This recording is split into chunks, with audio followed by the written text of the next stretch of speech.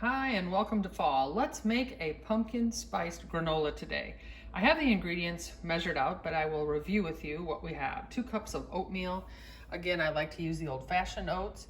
We have a cup of pepitas or pumpkin seeds, half a cup of coconut, 1 cup of walnuts.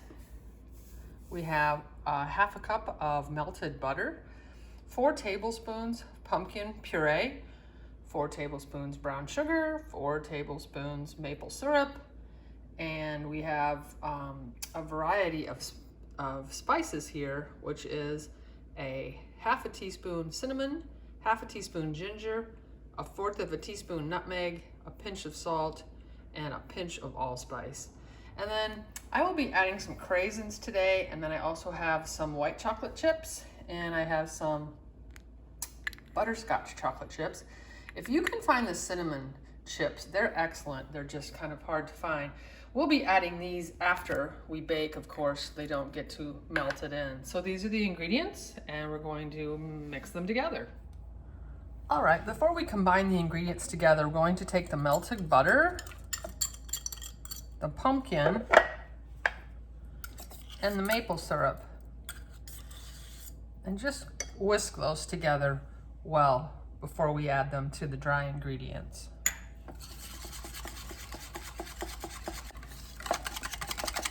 Okay, so now we're going to go ahead and dump in most of the ingredients that we talked about in the beginning. So there's the oats, pumpkin seeds, coconut, walnuts, brown sugar,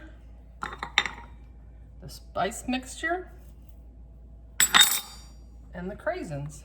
You can add anything you want to this. If you don't like craisins and you want to add dried cherries, if you don't want to add fruit at all, these granolas are really sort of whatever you like, you can put in them. So then we're just going to stir this up.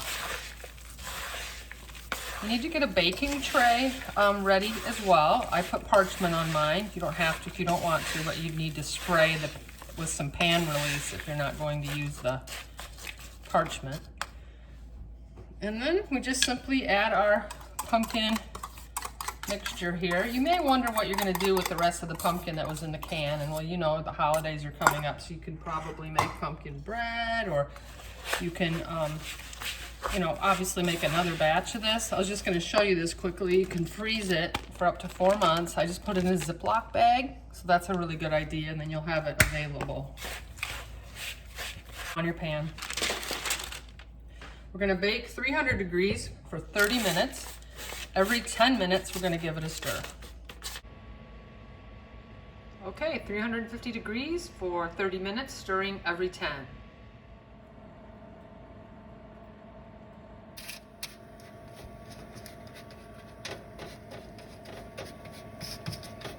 Now it's cooled a bit, so we're going to go ahead and just sprinkle the chips on. We don't want them to melt, but we also want to get them on so that they can kind of just be sort of a part of it without being completely melted. So just mix them around in there a little bit, let it cool, and then we'll give it a taste. Okay, it's nice and cool. I'm going to see if I can manage to put a little bit of it into this jar.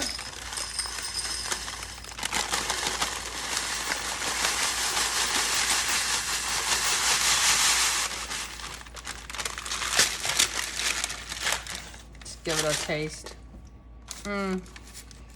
Wow, it is great. I could completely see having this on top of some yogurt, some ice cream, with some fruit, maybe even in a bowl with some milk. Yummy. Give it a try.